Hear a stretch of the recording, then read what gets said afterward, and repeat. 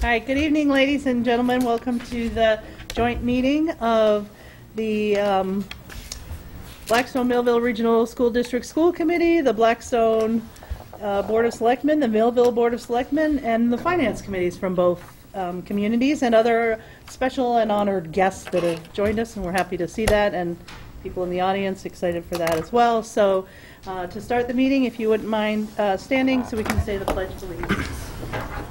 I pledge allegiance to the flag of the United States of America and to the republic for which it stands, one nation, under God, indivisible, with liberty and justice for all.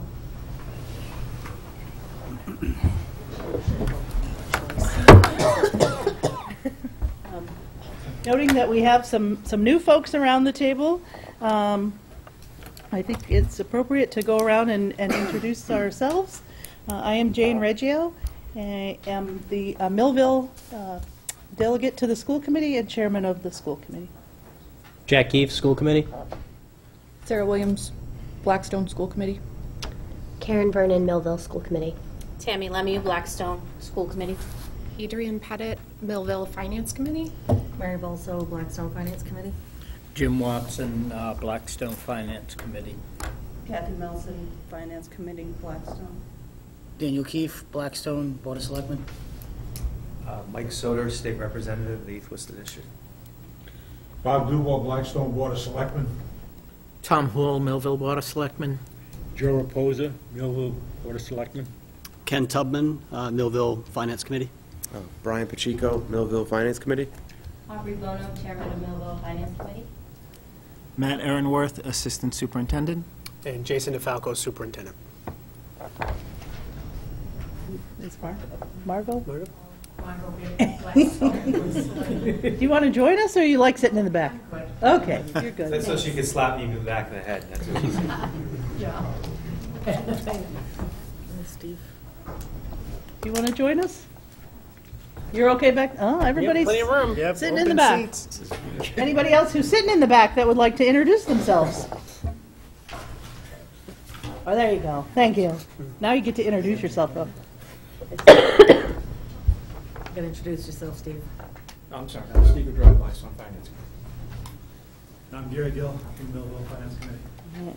Well, thank you all very much for being in attendance. We just have technically one item on our agenda today, and that's to start the discussion on the regional school district budget for next year, FY 2020.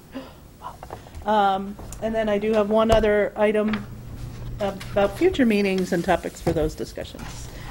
Before we get started, though, Mike, is there anything you want to share with the group, or? Well, I think, I don't know, I'll just stand just yeah, so I can that's see good. everybody. I think, I don't know if most people saw the governor's lengthy inaugural address, but there is huge appetite to change the Chapter 70 formula. It's something that I would say is probably a huge majority of representatives and senators now realizing that Chapter 70, the formulation just needs to catch up with the times. I mean, it's antiquated. It's not. It was created many, many, many years ago, and I think when my parents, were involved in PTOs and things like that. So, the challenge is going to be there is an appetite there. The revenues are very good; they're strong. I hoping and budget right now we're working on what we're working on now is legislation for the year to get in for the year. But what we're going to do is come April, we are going to start talking about the budget. So there's going to be a big discussion, and it already is in my class of freshmen. There's 28 of us and three senators, 31 new freshmen between the House and the Senate. And I was joking with some folks today. This is kind of what I left today. We're all in this in one room until we get our offices. But the biggest discussion all of us are having is Chapter 70. Chapter 70, it's just strangling some of this. I mean, I think I've had this conversation with your superintendent, and when I met with him, that it come out to the suburbs, it gets tougher and tougher to get your fair share of what we're doing, and that's what we're basically stressing from the town's perspective, is that we have a lot of small towns that this formula needs to get adjusted, and we need some adjustment in this process. We know that I was today at a conference today for mental health, and I got to tell you that the level of that stress on your circuit breaker monies and things like that, it's real. It's a problem. So we're addressing all those issues. I see some great opportunities where we can try to bring some new ideas to the table. And I've been working closely with my colleagues on that have been there, having a lot of meetings with a lot of those folks to say, guys, there's a reason that 31 of us got elected, and that's because it's the same theme, and every one of us have the same thing. We need more educational funding, or we need some drastic changes. Something's got to give, and none of us, want to see any of the services cut, teachers cut, none of that, because that just doesn't do anybody any justice. So, but it's real. My district, I'm learning very quickly that it's 3 of my towns, this is a major issue.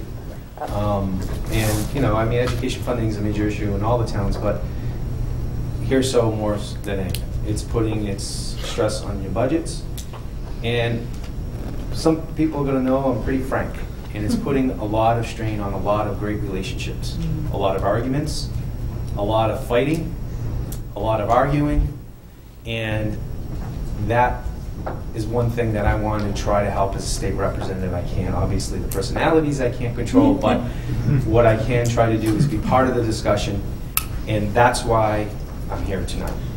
I'm here tonight because I think I want to stress, first of all, Eric Eisner, most of you know Eric. He is one of your own. He's a graduate of this district, and it was important to me to make sure that you have a seat with me at the table, because he cares about his community. Blackstone and Millville was a huge part, I'll be honest, of me getting elected, but just more so listening to the concerns. And now that you have that person right next to your state legislature, always chirping in my ear, which he does every day, but he cares about his community. He actually sat as a student on this board, on the school committee board, so that was very important to me, for you to always consistently have an advocate. Some of the things that I'm going to do to help you so that I hear everything. We're in the process now of, I'm not here, Eric will be here, but we're also in the process of, one of the things that I'm going to do differently, I'm just trying to work out the financial aspect of it, is we are going to have a liaison person that's going to constantly be involved in the communities, constantly going throughout each month, week, however you want to handle it. I don't want to wait until office hours to hear problems, because by then they're usually already inflamed. That's not how I do things in the private sector. I want to kind of have that mentality of bringing a little bit of that, resolving issues as they come. So your superintendents, your school committees, your finance committees, your board of selectmen, have that liaison consistently processing through any of the issues, so I get them right away, so I can start working on them right away. I do my best work under the gun, but these issues are too serious to wait till last minute or wait till once a month to have office hours. So that is going to be one thing that I promise you that is going to happen. I'm just in the process of trying to figure all that out, because I know how necessary it is for the district to have it. This, I will tell you, Blackstone and Millville, especially Millville, we got some serious issues that we need to start working on. We are going to start working on those, and I'm going to do everything in my power to put the spotlight on what we need to do there so we could take the pressure off of all the arguments and the disagreements and things like that, so we can have constructive discussions on how we move forward. That's kind of my job, as I feel, as a state rep, that I need to do. My office is always open. I only have a temporary number now until I get a home. I think Eric has asked most of your town administrators or leaders to put it up on the website, but what I would stress is that if you have cards or contact information, that Eric can reach out to you. We try to adhere to the open meeting laws because we don't want to, we'll email each one of you individually, so we do not email and then all of a sudden reply to all, and then we all are in violation of open meeting laws. So we don't want, we're cognizant of that. So we just want to make sure that you always have access to us. I can't stress enough that please do not wait. Please don't wait until you see me at office hours or coming to a selectman meeting. At the end of the day, everybody here is a leader in their community. At the end of the day, we're here to represent, and I will take something from the governor that rang loud and clear. One thing we have to remember is we're representing the people in the communities that put us here, that appoint you or are elected. We're beholden to them. I'm beholden to you. And I want to make sure that when you call me, we jump on something right away. It's not, I mean, government works at a very snail's pace. And I just want to make sure that you know, I want you to understand, I can't stress it enough. Please do not wait to hit me with it at a selectman meeting. Because I want to be able to come to that selectman meeting with some answers for you and not just, I'll get back to you. It's not how I like to work. So I'm here to help. I'm here to offer solutions. Trying to put all those in place, and I think having one of your own here too is something that I think is something that we all can agree on is a great start in the right direction. So thank you, everybody, and again, please, I have an open door policy anytime. Thank you. Thank you. Thank you for being here. Yes, appreciate it very much, and it was wonderful to see Eric. So, all right, I'm going to turn the floor over to you. All right, so good evening, everybody. And first and foremost, thank you for being here. This is significant. There are many of us all in the same room about to embark upon what I hope will be a really positive and productive conversation about this school department. And so with that, you know, I think I said this or shared this at the last meeting, but I do believe that when adults get together with a common set of goals and a common vision for the work, that really good things can happen for kids. And so I'm excited that we're all in the same room tonight, and I appreciate everybody's time very much. And so with that, I want to jump into just a very brief overview of our improvement strategy. There are two driving documents within the school department that are currently under construction, and that I will argue are two of the most important documents that we will have. The first is our district improvement strategy and plan, and the second is the fiscal plan to make sure that we can implement that strategy. And so through my past 6 months, I've had multiple conversations, and even prior to that, as I was transitioning in from last February or March, and these four themes emerged in formal conversations, informal conversations, visiting classrooms, and reading everything and anything that I could about our school district. And these four themes really are framed out here around curriculum, instruction, the whole child, and the community. And so what we are going to be embarking upon in the next few months is essentially crafting a district improvement plan that will align to our improvement strategy. And so the strategy is anchored in these four areas. So we're doing a lot of work around the what of our job, which is the curriculum. That's our backbone. It's what we teach. we're doing a significant amount of work as well around the how, which is the instruction. That's how we do our work in the classroom every day. We are also taking a very deep look at the whole child. We don't want just proficient kids, but we want happy, healthy, proficient kids. And so with that, we've got to look at those non-academic barriers that get in the way and prevent children from learning to the degree in which they can. And that last part speaks to all of you, and not only you, but all of you in this room right now, which is the community. You know, our tagline, if you will, is a district of 1, 2,000 strong. But I could argue that that number should actually be much larger, because collectively across the two communities we have about, you know, just under 13,000 residents. And so, you know, that 2,000 represents the number of students and the staff in our district, but please know that when we think of that district of 1 mantra, you are all included in that, along with the residents. And so I shared that up front before getting into any of the work around the budget, because I think it's important to highlight what is the money going towards. And so what we are working on now is a budget that is fiscally sound, where each dollar is aligned to the district improvement work and have outcomes connected to it. And so if you didn't have the opportunity to see one of the school committee meetings in the fall, I think it was November, I did present my goals to the school committee, which thankfully they were approved. And we have started the good work in each one of those areas. But you will see that all of our goals within the school district are clear and measurable. And so that we will actually be able to take a look at and see just how close are we getting to meeting the targets that we've set before us to make sure that our children are getting the best educational opportunity possible.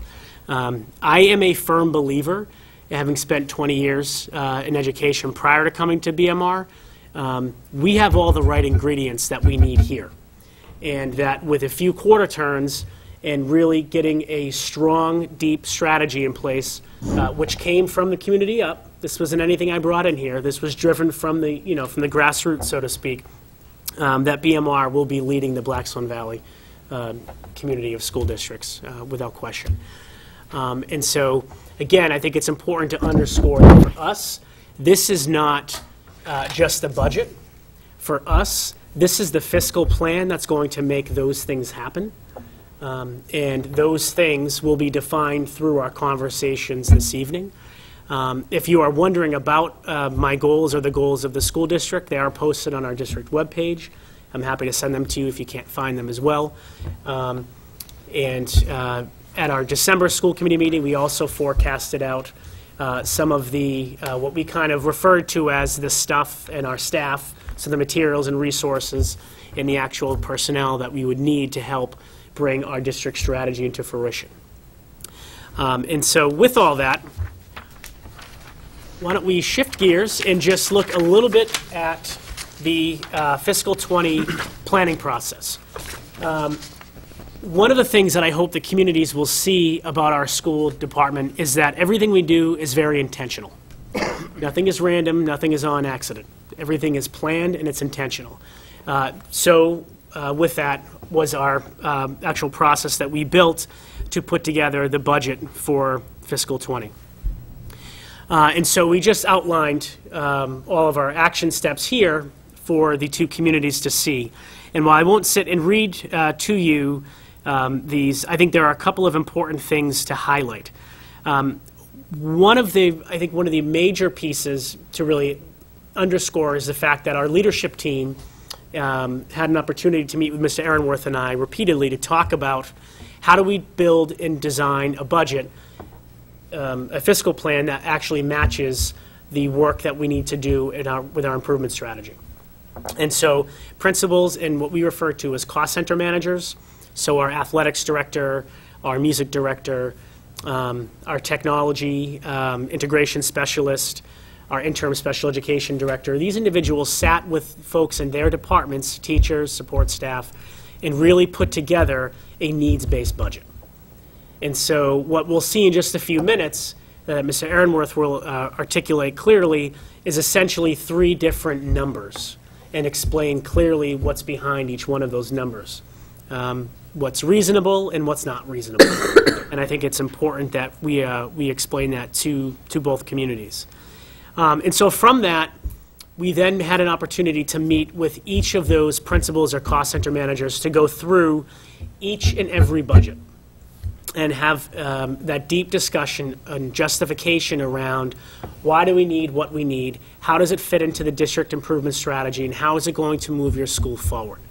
And principals and our cost center managers had to prepare a little bit of a kind of a defense, if you will, and I say that in a positive way, but of really defending every dime that they put into their budget and how it was going to be anchored back, or how it is anchored back to the goals of our school district and also their individual schools. From that, Mr. Aaronworth and I went through and really just identified a bunch of patterns and trends that we saw. We took about 20 pages of notes, and at the end of those conversations that spanned over a few days, they were one-on-one conversations, we just started highlighting what are some things that we're hearing, what are some common trends, and then brought those trends forward to the school committee on December 12th. That's that second to last bullet around presented the preliminary needs. And then at our last meeting, we actually had an opportunity to put forward some rough preliminary numbers in each of those three areas that we'll look at in a moment, that we are referring to as level funded, level serviced, and zero-based. And I'm going to shift to that slide and have Mr. Aaronworth explain what those numbers mean and get into the different levels with that. Sure. So I would love to start by saying thank you all so much for being here. As Dr. DeFalco mentioned, one of the things that we want to do this year is change the format of how the budget gets developed. If you look down in front of you at this sheet, this is not the details of every single budget according to every line. This is not the time nor place that we're going to go through those. These are preliminary numbers, and we wanted to share them with everyone right from the start. From start to finish of this process, we want to be transparent. We want to share the information with everyone in the community, and we want to try to best explain how our process is moving forward so that everyone knows the time and the effort that we're taking to develop this budget. And hopefully there'll be questions that are already answered towards the end. As Dr. DeFalco will highlight when I'm done, we have some next steps where there will be budget workshops, and we hope that everyone stays involved from this point in the process through the rest of it. And that's where we'll be teasing out all of the specifics of what the requests were, how much the requests cost, what the importance of the various requests are, and how they align with our instructional goals. But what you see in front of you is the three types of budgets that we're looking at initially. The first column is a level funding budget. This budget was developed essentially by taking what your town assessments were for FY19 and leaving your town assessments exactly the same. So the top number that you see is $23,982,810. People might be saying, wait, I thought we had a $22.6 million budget. This number doesn't look familiar to me. If you look at the three lines below, those three lines below and some of the lines further below represent revenues that come into the school district.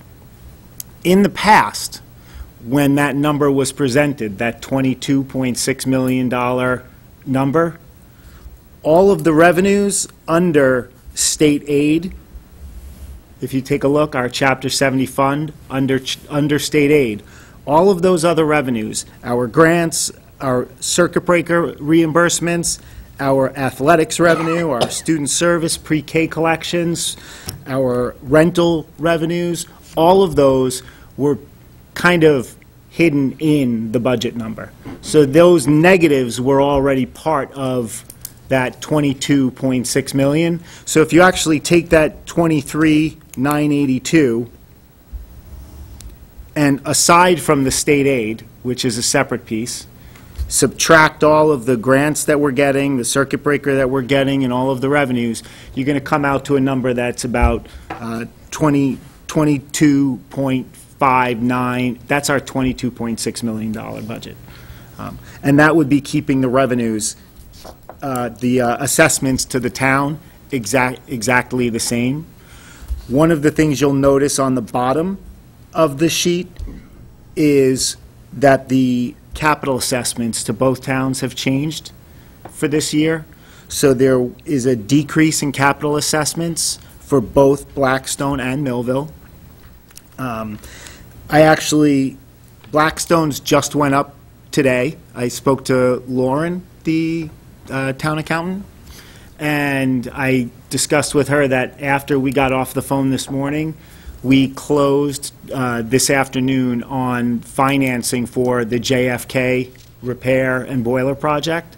So that financing, we have a short-term loan that we got approved for, and that so that added an additional, for next year, there'll only be an interest payment, and that's about $35,000. So that got added today. But I called the town accountant, and I made sure that I went over that with her this afternoon, so that it was not a surprise to the town offices. Until now. She assured me she was going to communicate that with everybody. No, she did not. And that was not her responsibility, but I wanted her to be aware. The Millville capital assessment also has gone down.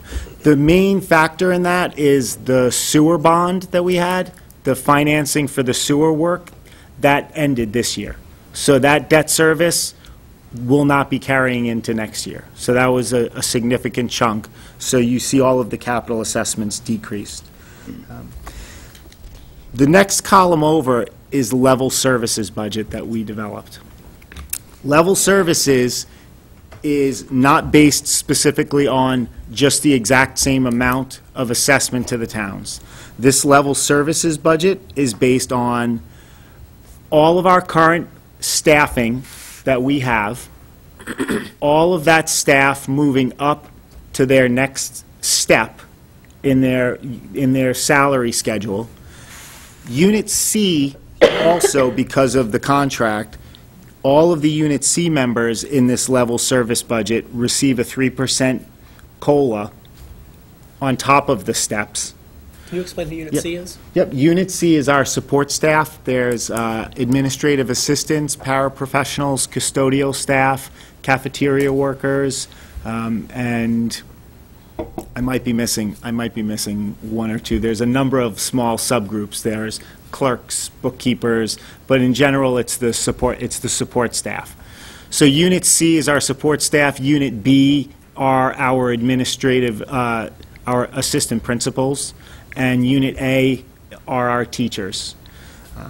This level services budget does include salary steps for the Unit A teachers. This level services budget does not include any percentage of an increase as a COLA for Unit A. I just want to be clear.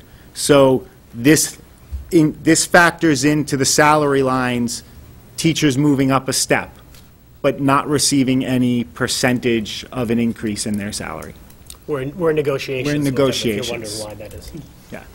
There is no set percentage. Unit C's contract runs through next year. That's why the 3% is already established for next year. Unit A is, we're in negotiations, as Dr. DeValco mentioned. Yeah, please. Sure. Absolutely.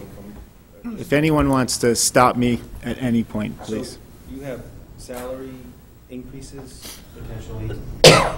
You have step increases, plus you have a COLA increase,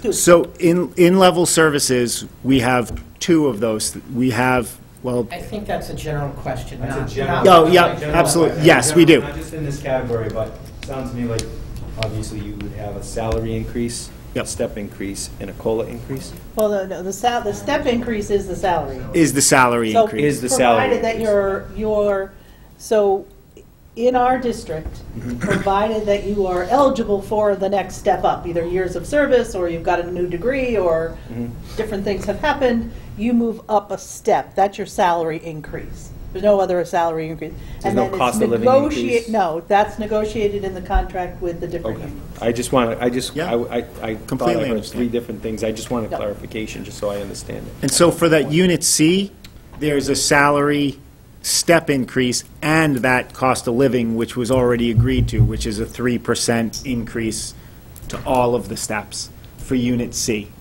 That's our support staff. For Unit A, we're still in negotiations, so there is no agreed upon increase for cost of living, so there's, what's factored in is only the steps.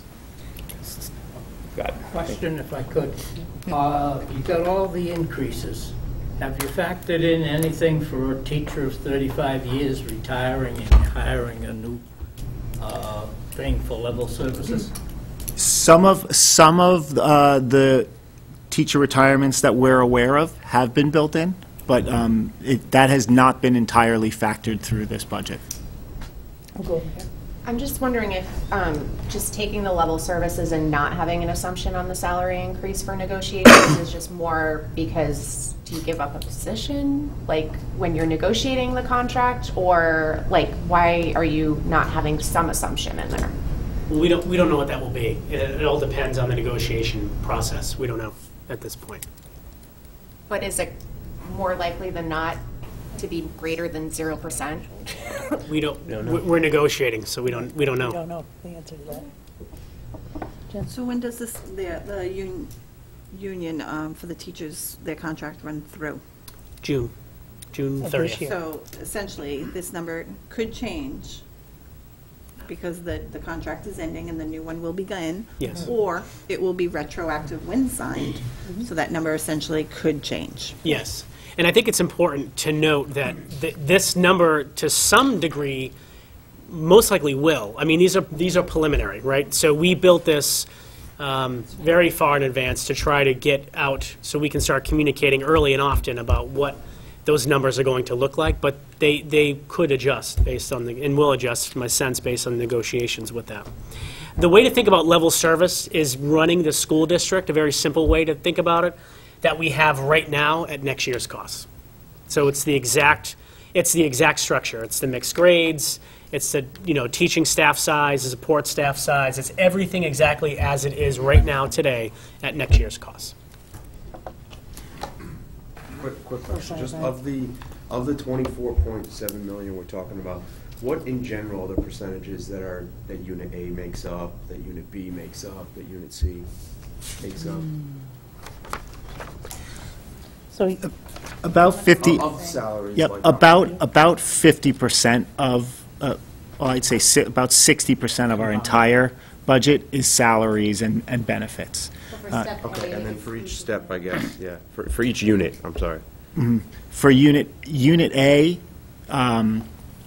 probably makes up the largest amount. It's around 10 to 11 million in salaries.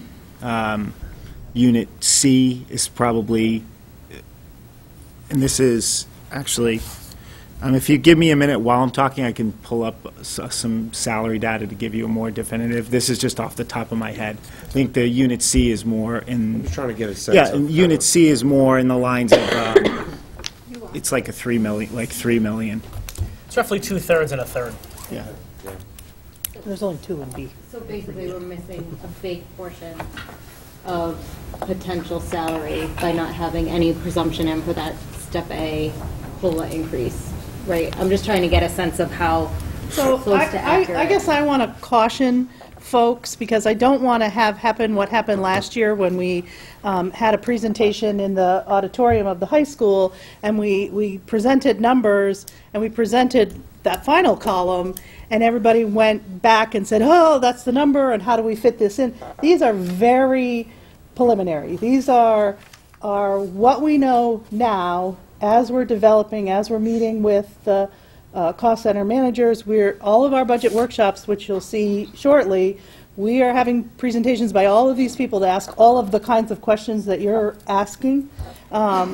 And these numbers will flex and grow and change, and we're hoping for input from you today of, what these numbers say to you or mean to you.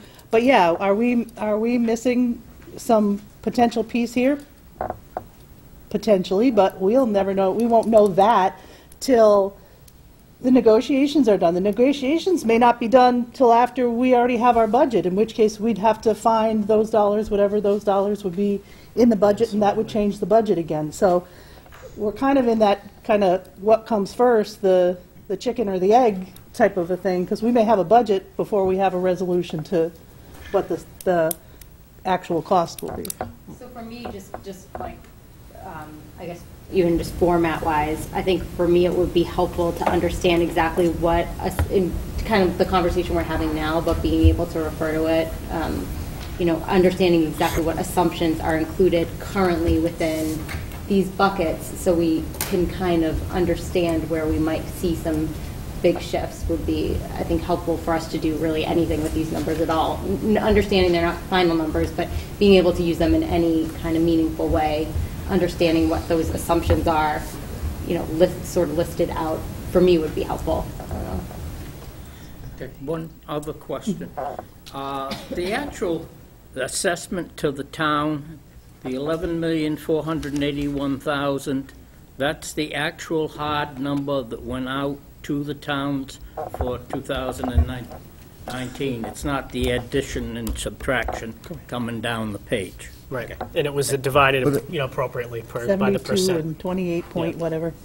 Yep. So that was the actual assessment of the budget to the towns. Yep. Each town got capital added to that assessment. So that assessment number is prior to the capital. And the actual totals, if you look at that number and add the capital amounts to each town, the assessment in this level funding scenario actually goes down a little bit because the capital assessments are less, as I said. So if you look, there was a total assessment to the towns, including capital, this current year of $12,087,000. That would be reduced by the amount that the capital decreased. But otherwise, the 11,481 was what was assessed to the town on the part of the school operations and the budget, not the capital.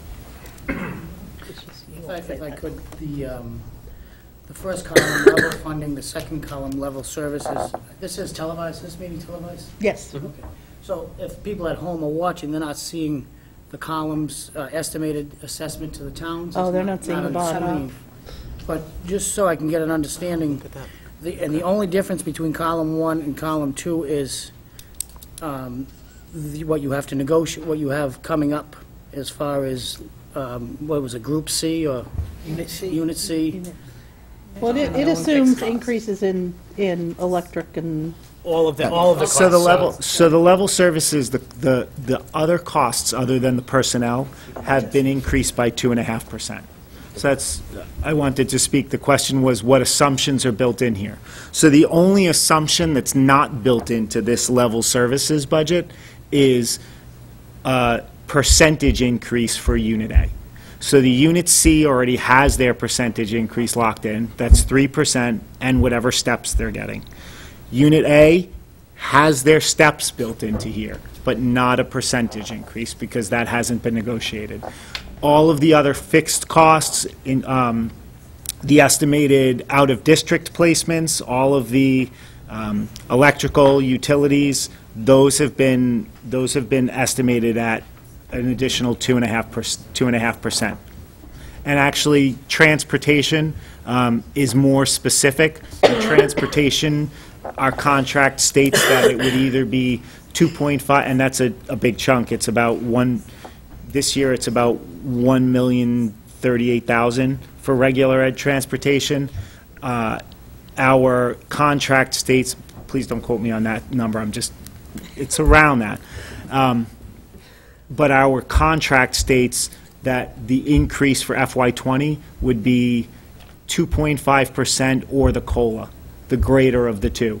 And as many of you probably know, this is the first year in many years that they actually put out a COLA, and the COLA was 2.8%.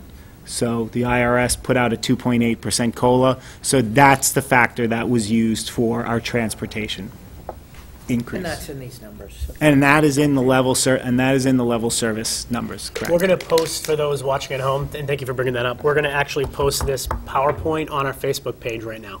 Oh, great. So they can jump on if they have And I Facebook, just and want, just so, they can see the bottom line. to the chairwoman's point, people may assume that it's the higher or lower numbers or so, but, so we're talking about a difference of the assessment between the first column and the second column between the two towns without Unit A negotiations at around $750,000 increase for the two towns combined.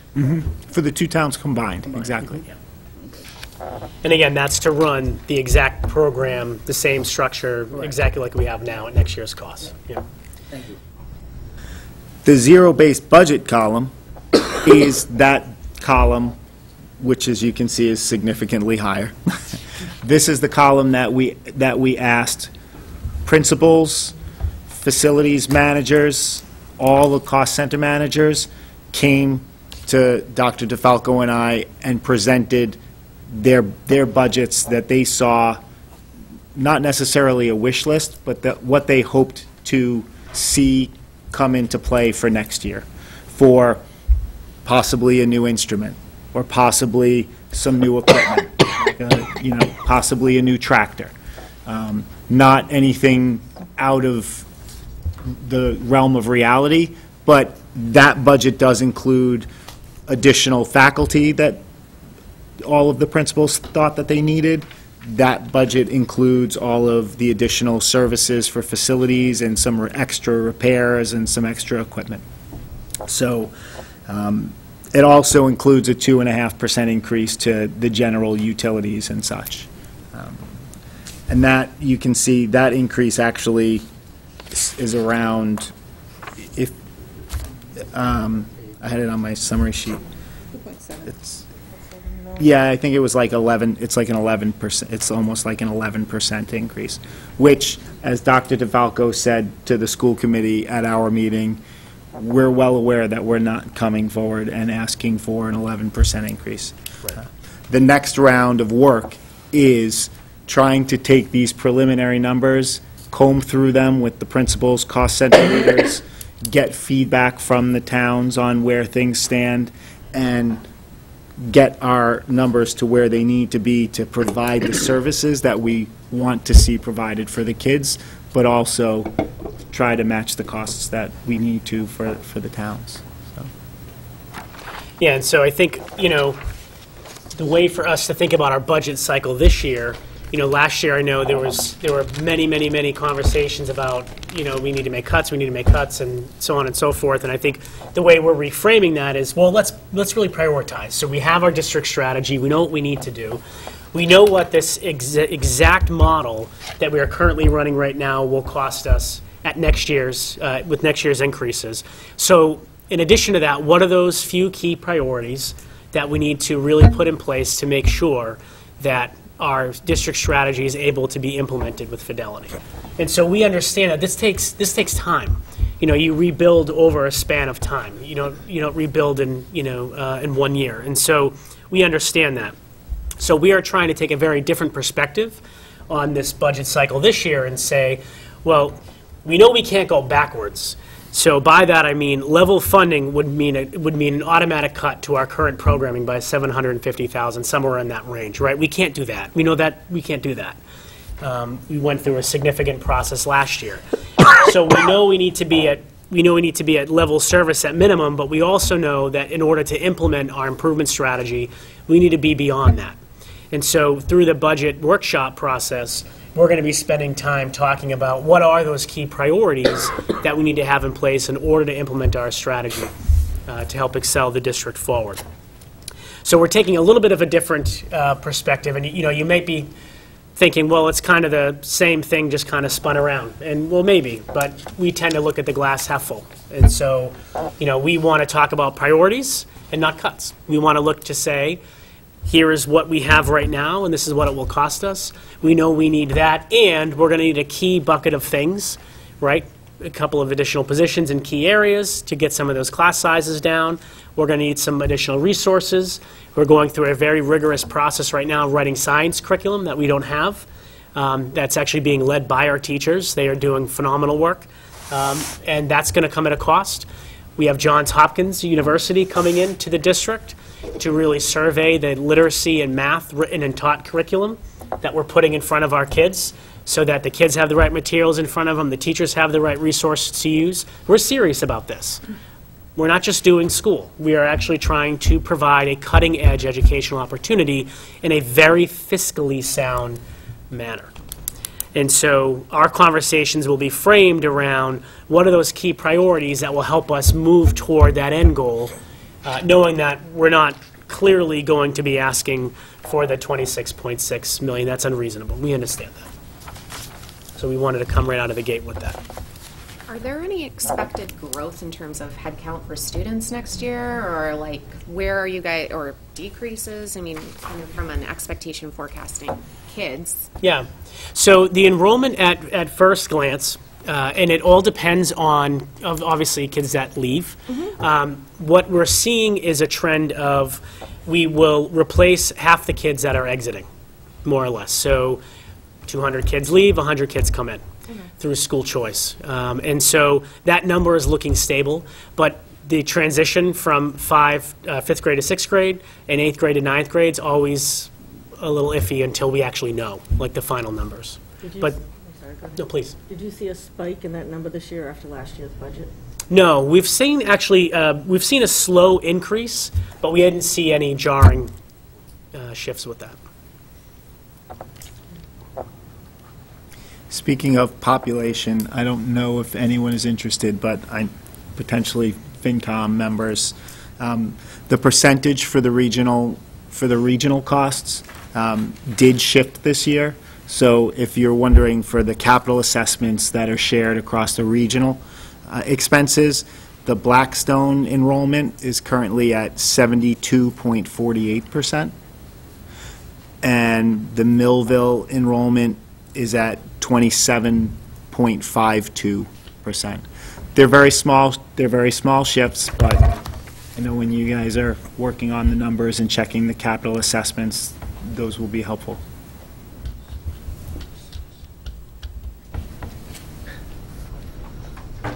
Any other questions? Go ahead. I've been the nag over the last many years on your OPED expenses and costs. Do any of these budget numbers include a figure for what your actual personnel costs are when the OPED is included? We don't have an OPEB set up right now.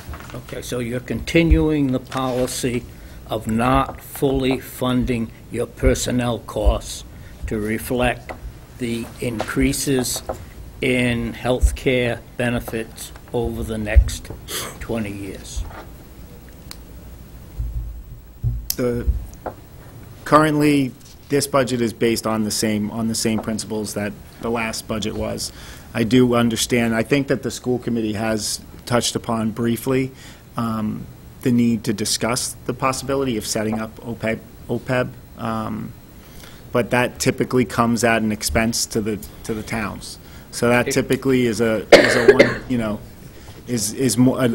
larger expense to start putting money away for benefits and retirement later. Have you considered making that a factor of your labor negotiations, that part of any increase in the personnel payment to your employees would be directed into an OPED fund, reserve fund?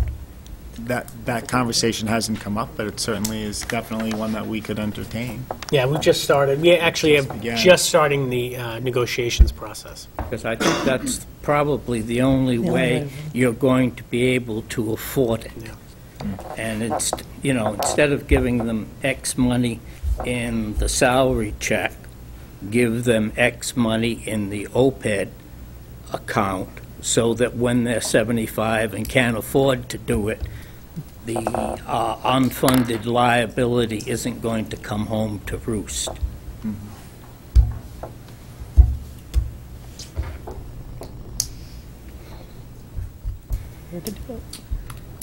Is any of your money in the E&D in this budget to offset the budget, or is that still sitting? There's no, in No. all three of these scenarios, there's no money from E&D for rolled into FY '20 to offset any. Because at the beginning of the presentation by the superintendent, you wanted to highlight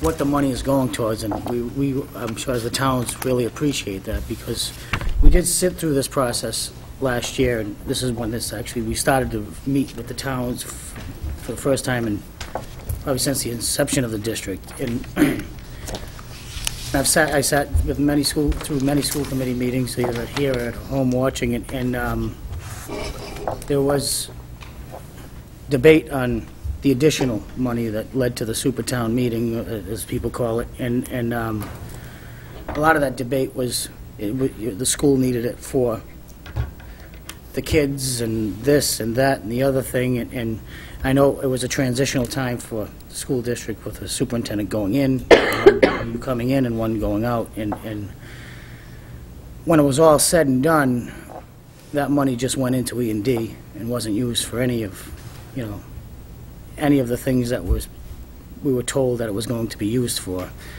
And the numbers that we were told back then would be in E&D after it all was 200 or 300, and it ended up being 678,000 in that account. So it would just be nice to know. I mean, I know you folks have an important job to do with the education of the children of our two towns,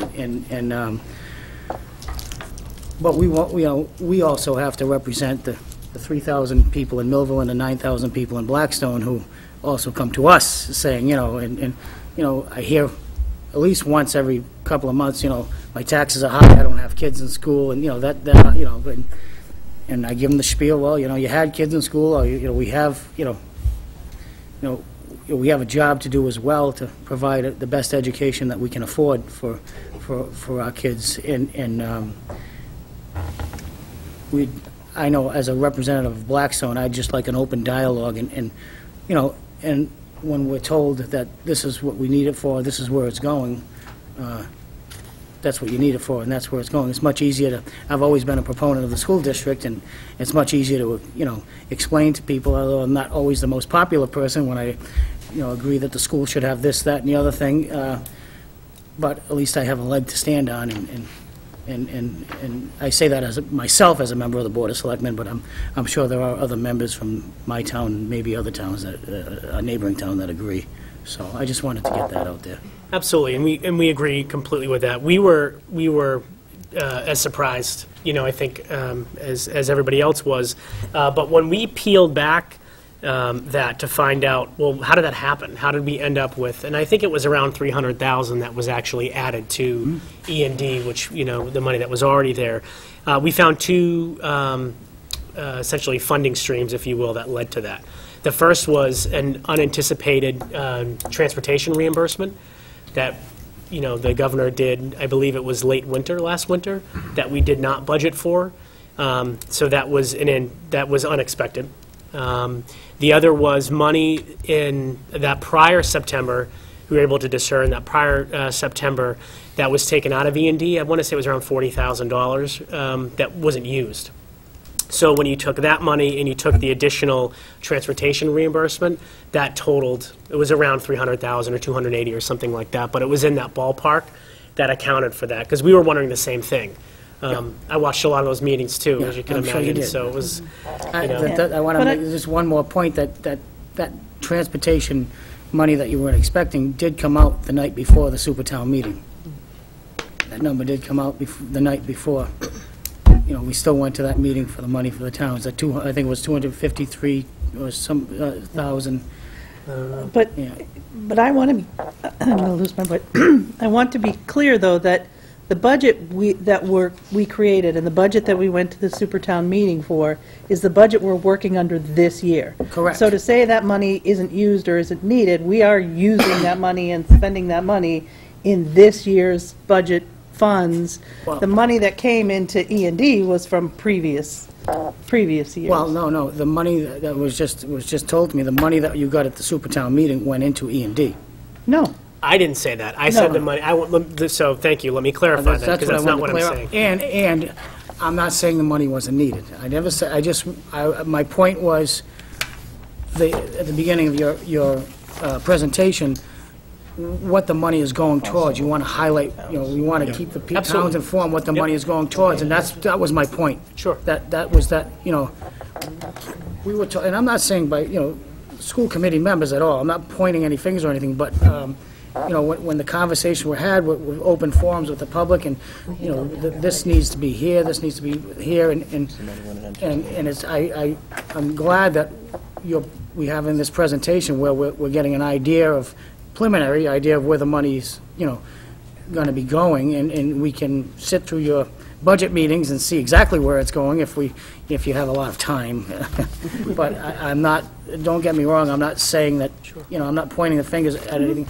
I just would be nice if we kept this open line of communications with the towns and the district, and we can really, accomplish a great deal. Yeah, and I think to that point, the money that was approved, the additional money that was approved at the super town meeting is in our FY19 budget right now. It's what Correct. We're operating on now. The money that I was referring to was from FY18 that went into E&D, that additional reimbursement for transportation, which I'm not aware of it coming out the night before that meeting. I don't remember a memo or anything on that. Yeah. But, so I can't speak to that. But that money went into E&D, not the money that was approved as far as the FY19 budget that was approved on, I think it was August 8th. I can speak to, I know what you're speaking of, and I know that there was money appropriated back in FY18 from E&D, and then at the end of FY18, money ended up being put back into E&D. That reimbursement, the additional reimbursement, actually was a prior year adjustment on our transportation. So as it turned out, there were some miscalculations on what we were owed from FY17 that we ended up getting added to the FY18 as a prior year adjustment. And another piece to the E&D, I would anticipate that with all of the capital things that have happened over the course of the beginning of the year and the expenses, additional expenses with some of the sewer work that we've had to do and a lot of the maintenance for our plumbing and issues that we've been trying to address with the buildings, we may very well be tapping back into that E&D this year because those are one-time expenses.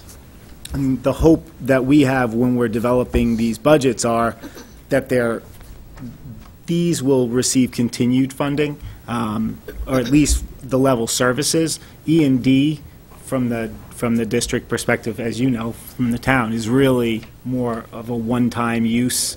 We can knock this out. We can fix this capital problem with E&D in an emergency basis, but I certainly don't want to start relying on E&D to put instructional coaches into classrooms or to maintain curriculum supplies for instruction. But I do understand your point. Yeah, but I think the important thing from our perspective is, if we're going to look at history and go back in time a little bit to what happened last spring and the last summer, there was a lot of information that was coming out, it felt like last minute. And whether that money should have gone into E&D, whether it should have offset some of the budget requests, that's ancient history as far as I'm concerned. But the point was, this was all happening at a very untimely time when there was a lot of tension between the towns and the schools, within the towns. And I guess for me personally, the hope would be that things would be more settled if we get to where we're negotiating in the summertime once again, that we have a clearer picture of what money's in your various reserve accounts, what money's coming in, to the extent that you can control it, such that there's no changing story, and because that just takes a hit to your credibility. And I don't mean you specifically, I mean you in general. And think that's. I completely understand that, and as we all know, we're also at the whim of the legislation. Of course. And when the budgets actually come out, how much funding we get for all of the different lines. You know, we're charged with having our budget ready.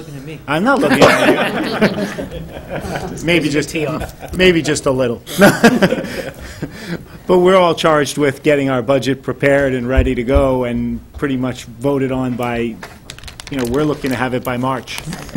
And then we're going to, you know, the state is going to continue their process, and that's when we see those small nuances where we're like, oh gosh, you know, Chapter 7, you know, transportation reimbursement got funded at 73% instead of 70%, and that's an additional $80,000 for us, which is huge, or it seems huge, but those are those small numbers that shift at the state level that we have little control over. And I'd just like to add that that's why it's very important for me that I sit down with you as soon as possible before April to have those conversations. I can't, it's very easy to go back in history and look at things and guess, and I'm trying to figure out what you're thinking, what your committees are thinking, what you're looking to spend, and various things, but I want to have that discussion beforehand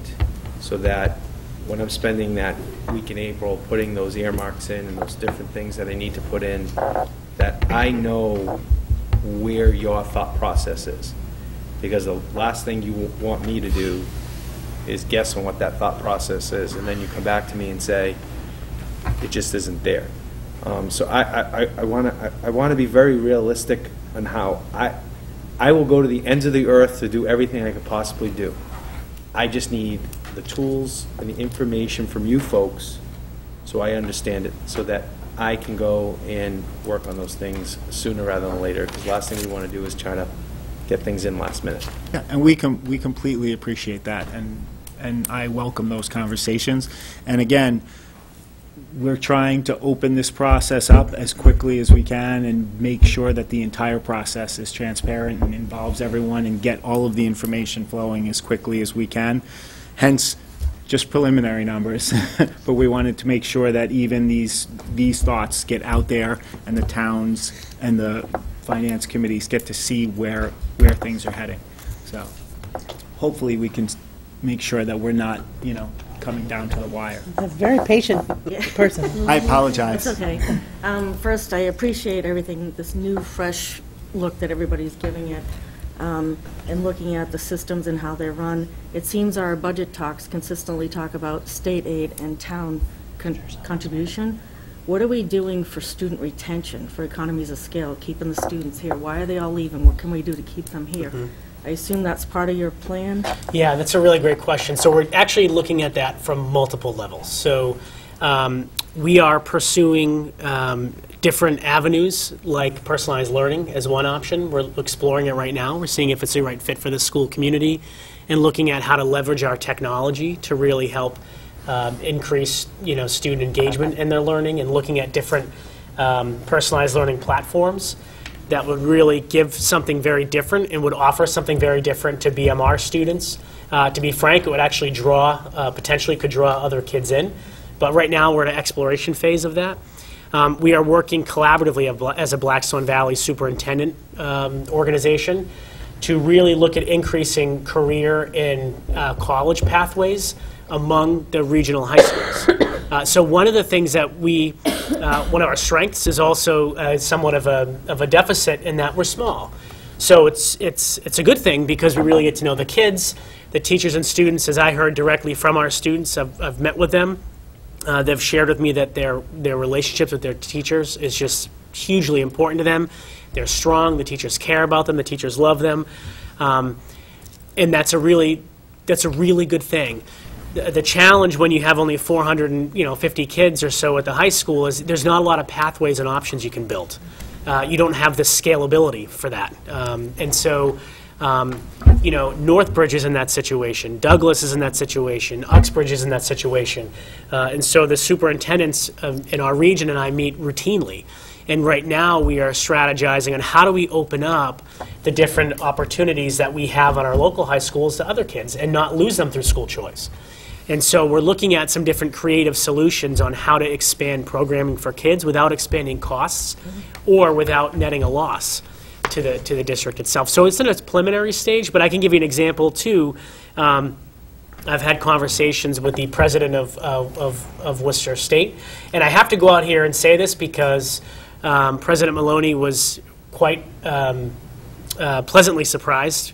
He had done some research on BMR before I met with him and his vice president for enrollment, and he said, you know, what are you guys doing down there? And I wasn't sure what he meant. I said, what do you mean? He said, I'm looking at 3 or 4 years of data of graduates of your high school. You only have one that hasn't stayed on track for graduation or that hasn't finished. One. Out of dozens and dozens and dozens of kids that we are sending Worcester State. We send them quite a few. And so I share that to say we're doing a lot right. But as far as expanding programs, we're working at that. We have a couple of students now through this partnership. Northbridge has opened up a couple of college courses through QCC around psychology and microcomputing, and we jumped in on that. We had 2 kids register for those undergrad courses through Northbridge. We've never done things like that. So it's through those partnerships. Have you looked at, I know Jeannie Hebert is working with all 3 of those towns for a manufacturing technology program? Yeah. For that middle group? So we met with her Friday. I've met with her personally, and I've toured the Ed Hub. Yep. And so we are looking to launch, we are hopeful, in the spring, grade span 7 through 12. We're looking, again, in this particular region, BMR included, at an advanced manufacturing certification program. So, the challenges were small, but then the benefit is we're small because we're surrounded by a lot of like high schools. And to be frank, we're all kind of pulling from each other. And so we've come around the table to say, how do we do this different? How do we offer opportunities to our kids that we haven't been able to before? And I will tell you, from Sutton over to Hopedale and Bellingham and everyone in between, they are 100% on board.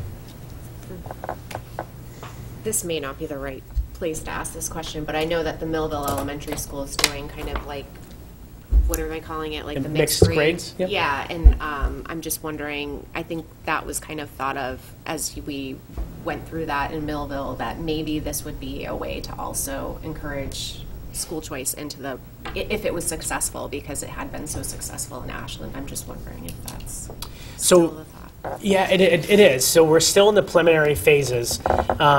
There are some grade spans, it's showing at least informal results stronger than others, so we have to look at that.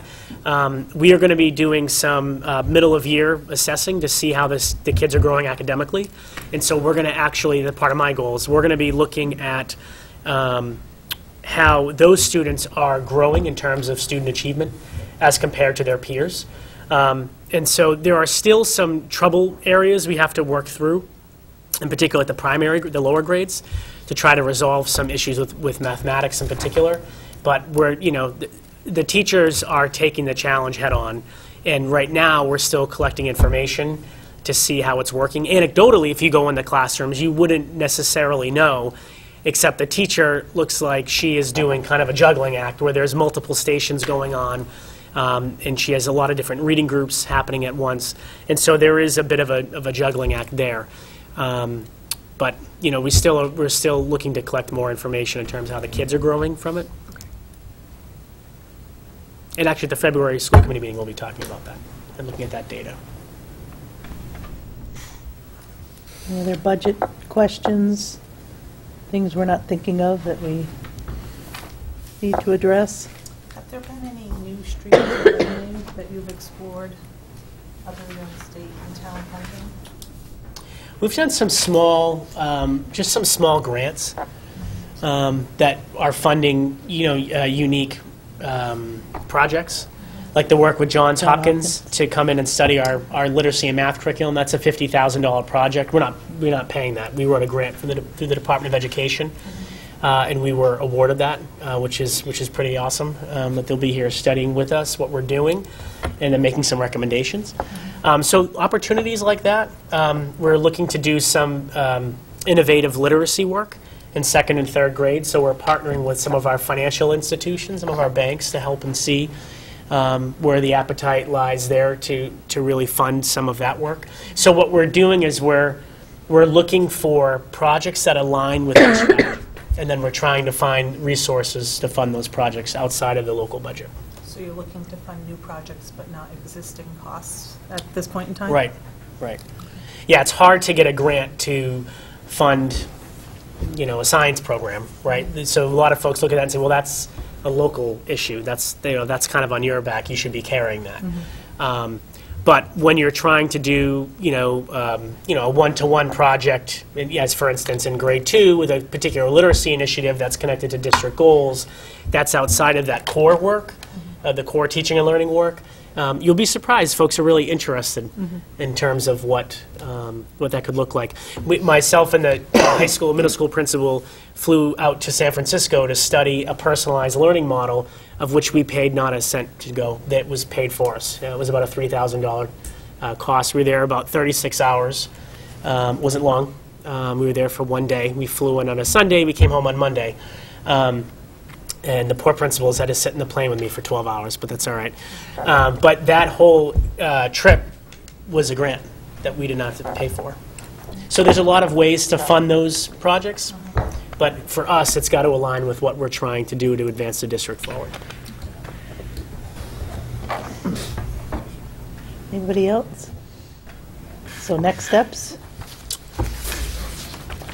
Yes, so where we go from here, and again, as stated already, these are very preliminary numbers, but we're going to be holding cost center manager workshops. So the cost center managers are just principals or directors of the departments. They manage that particular piece of the budget, so that's why we refer to them as cost center managers. But you can see the dates are listed here and who will be presenting. If you're wondering, like, when do you get into the weeds of the actual line by line and what's going on, that's when we do that. And so, like, when we meet with the elementary schools, we'll be meeting here 6 o'clock, and the 3 elementary school principals will be presenting like an in-the-weeds budget of staffing and materials and everything that is contained in their particular piece of the budget. From there, we will meet with the middle and high school principals on the 30th at 5 p.m. And then we have the rest of the departments. So we have special education, athletics and music will be on February 5th. And February 27th will be technology, the teaching and learning. So the teaching and learning work, like district professional development or district curriculum costs, materials that wouldn't live in the actual schools. And then any general district maintenance or facilities costs. So we will be presenting those budgets on the 27th. So by the end of that night, we will have had over those 4 dates an opportunity to really delve deeply into each of the lines within each one of those budgets. But tonight was really a forecasting of what are the preliminary projections of where we are. And then we're set for our public hearing on March 13th. I have another question, sorry. So I know we're talking about fiscal 20, that's great, but I'm just wondering from here, kind of forecasting out 3 years, 5 years, and then the other thing that we had chatted about at one of the Millville Finance Committee meetings was really to think about a capital expenditure forecast as well, kind of knowing that what our schools need, that we've been kicking the can down the road, so let's think about and prioritize what those things are. And if I may, Ms. Reggio, this might be a good time to mention. So that is a very timely question, because the next piece that we wanted to talk about from here is really looking at that regional agreement and having some conversation or perhaps an exploration committee or something to really delve deeply into looking at how we're regionalizing, what we could be doing differently, what would the impact be on how we could possibly bring the communities together sooner rather than later, and what could the impact be on real estate, so to speak, and the overall structure of how we could build a system, the school system. So is part of that conversation what we've discussed? We've had a committee before, that explored. Yes and no.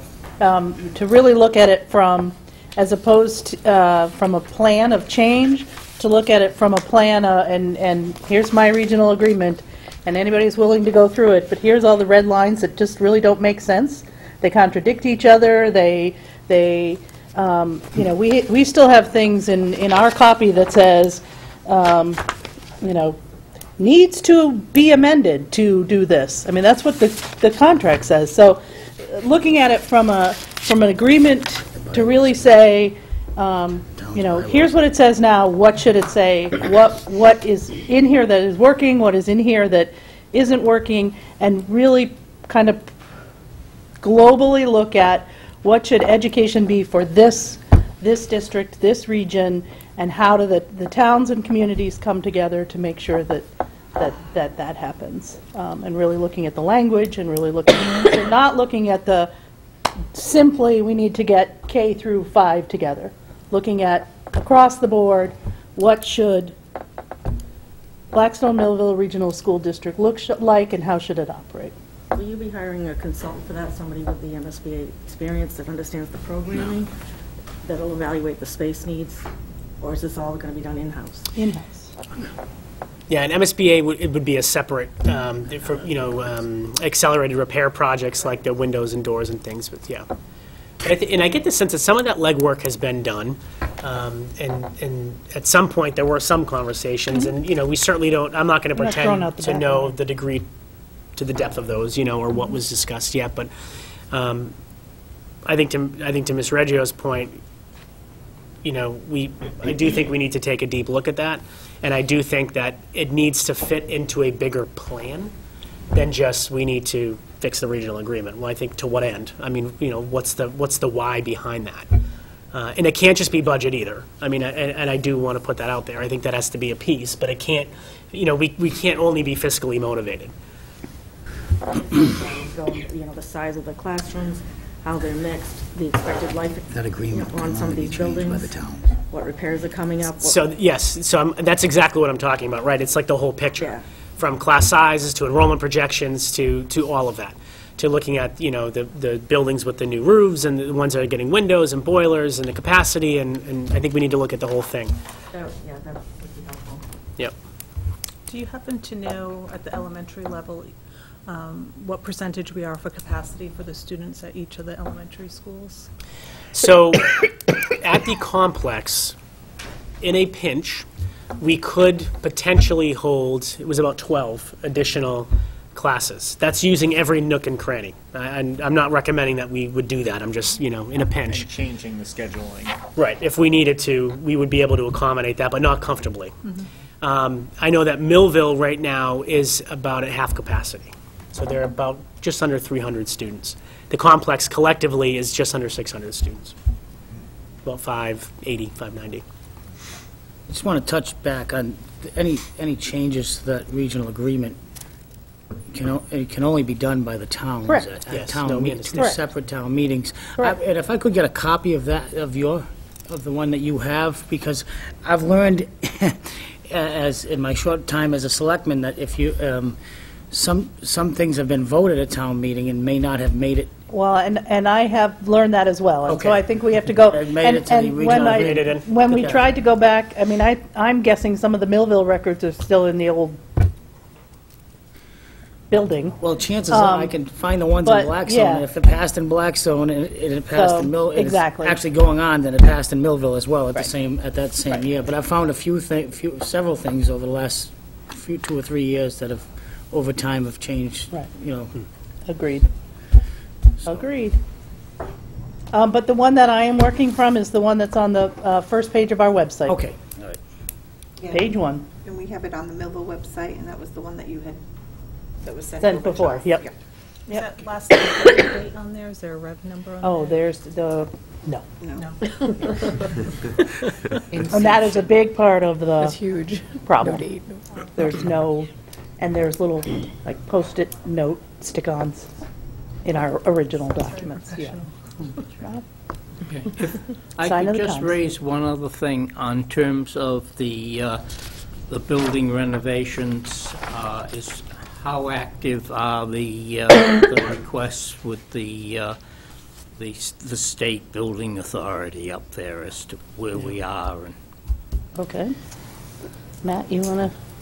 So currently, we have 2 accelerated repair projects underway. The JFK is going through a window doors boiler replacement program. As I mentioned, we just received some funding through a short-term note for that. The design the design is complete, and the RFP is going out.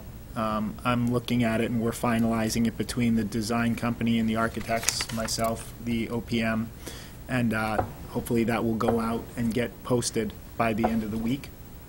So we'll be looking to get the construction documents sent in and get proposals. The Millville project, with respect to the boiler, we've been assigned an OPM and a designer. I met with the OPM and designer at Millville, and they did a preliminary walkthrough of the facility, and they are putting together the initial schematic designs for the schematic design phase of the project. Okay, but on none of the other, we had last year or the year before. Yes, none of the others were approved. None of them have been approved. We had put in a statement of interest for a core renovation for the high school building, and that was not approved. But there are still needs. There are certainly still needs in that building. There was an excellent question regarding the capital plans. I've been engaging a couple of different companies to come in to do some assessments of our mechanical equipment, so boilers, burners. I actually have scheduled for the end of next week. Siemens is coming in to do a full energy efficiency assessment of each of the buildings. They're doing a walkthrough to get an assessment of the functionality of all of the mechanical equipment. Hopefully that'll be a jumping off point to say, okay, what are our priorities? Nice. Anyone else? If I may, just before, I don't know if we're contemplating ending this meeting anytime soon, but I want to remind all of us at this table that, we're not only responsible to the children of our communities and their education, but we're also responsible to their parents who are paying these bills.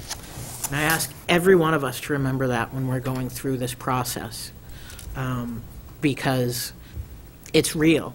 I'm a big proponent of get the school what they need. I truly am. But as a town of selectmen, I also need to represent, as Mr. Keefe so eloquently said, the people who put me in this position. So whether you're a school committee member, a superintendent, a business manager, a budget committee member, we all need to keep that in mind. Not just for Millville, who's going through a very difficult time, but Blackstone as well. Because they're the parents or the guardians of the people who are paying these bills. So let's just try to keep that in mind when we're doing our due diligence to present the best budget possible for everybody. So thank you.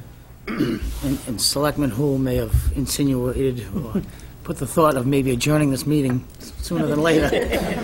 But will we have another meeting like this before your public hearing?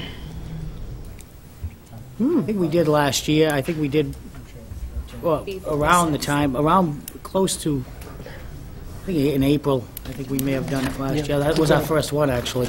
So. Hearings was 31st, I think. Yeah, I think we did it after we approved our budget.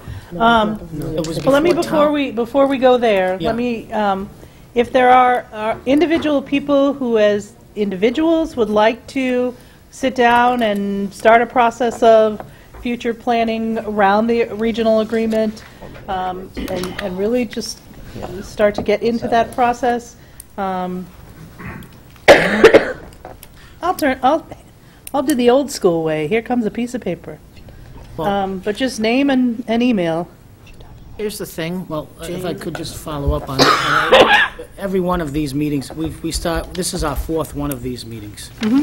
and we've ended it with a date for a next one. Yeah, I am going to get there. I just Okay, wanted I- to, I want to make that's sure what I I'm get getting this to with first, that, because not the regional last time thing. I asked for volunteers, and people said in the meeting that they would, but then they never did come get to me, so I'm going to get it now. With that said, it doesn't necessarily need to be just us.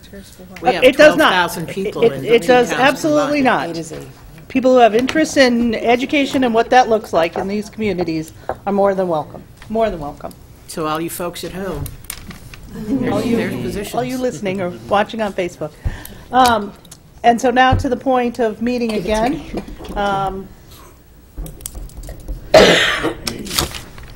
I am all for it. I am going to leave that all to you. I think these meetings are very important. We had originally talked quarterly. So if we were in January, we'd be talking sometime in April, I guess, March, April.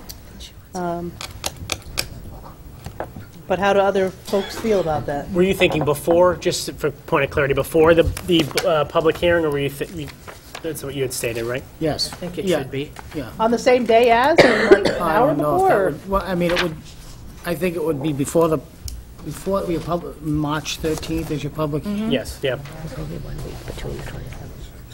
Yeah, maybe a that's what I week was before, just so we can get a handle on, if there's, pretty much the town meetings are set up in each town by the Board of Selectmen and, recommendations by their finance committees, and it's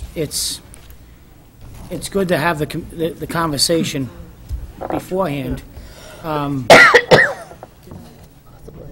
instead of after the 6 p.m. on fact. hold is We hear it like everyone else, either on TV or this and that, and we assume, some of us may assume, it's natural that, like Jane said, like you said earlier, they go with the higher number, Go, they just So go. it's, and I feel as though the more the public has the opportunity to see and get an understanding, the better it is for all of us, so.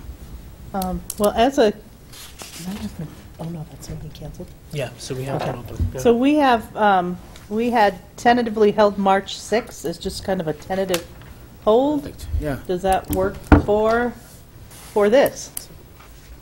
Week The before, Wednesday, it's the 1 week Yeah. before. I think it's, yeah. And so 6 something else p.m.? has been canceled.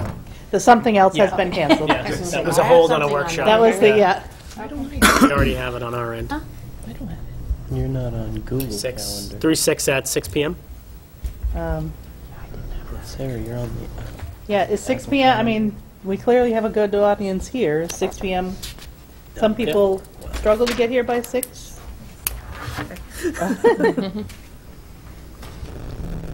Can I ask another question? I was like this in school too, I'm sorry. You would like what? I'm sorry. The girl in front raising her Oh, hand. yeah, go ahead. So just because this is my first time going through this, so once you, obviously there's contract negotiations with the union that may or may not be done by the time the towns vote on the budget. Once the towns vote on the budget, if contract negotiations kind of change what that is that kind of the school districts to eat, or do you guys come back? Okay. So it's in the best interest to have those negotiations, or at least have assumptions in your budget by that time? Okay. So historically, what would be, historically, what has the bargaining unit been asking for, so that we would have an idea of what the raise would be? I don't know that there's been I don't know that there's been any trend.